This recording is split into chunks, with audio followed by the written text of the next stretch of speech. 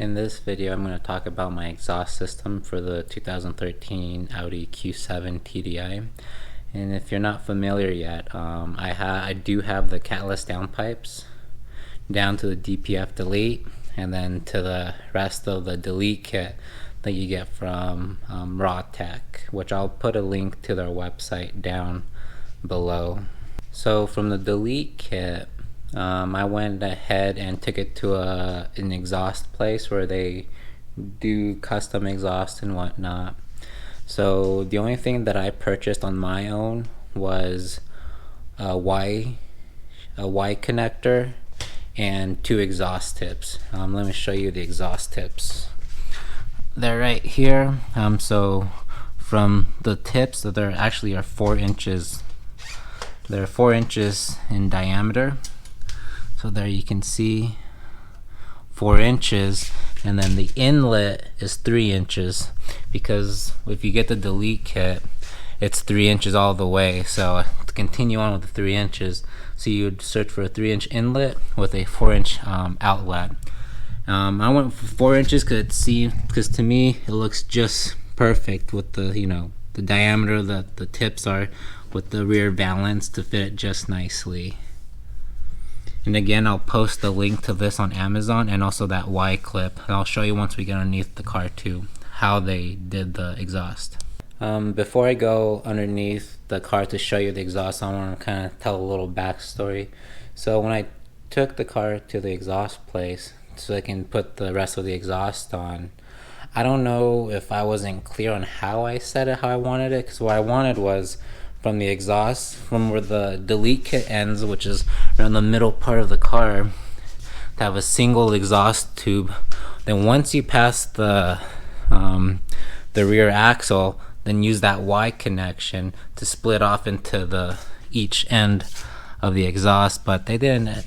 I don't know where the confusion was, but they didn't do that. They actually did the Y connection at the end of the delete kit. So let's get underneath the car so I can show you.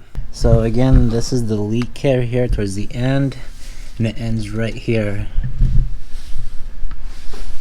So this is that Y connection I was telling you about that I wanted originally behind the axle, but they put the Y connection here at the very end.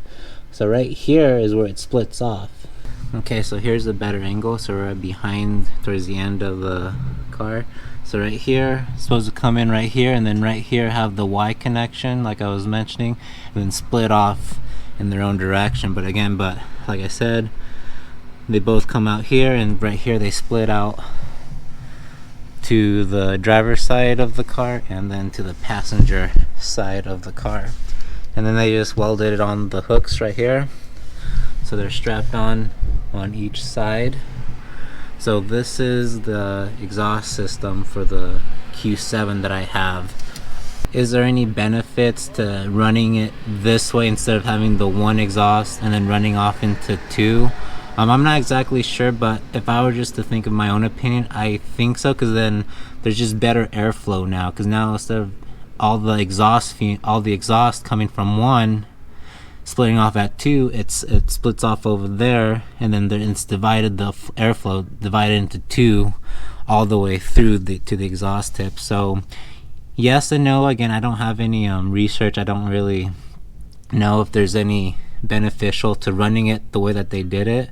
So even though it's not how I wanted them to do the exhaust, but I think at the end of the day I actually kind of like this setup a little bit better. The only downside is it did cost more to do it this way, because I have to pay for this extra pipe that originally I didn't want.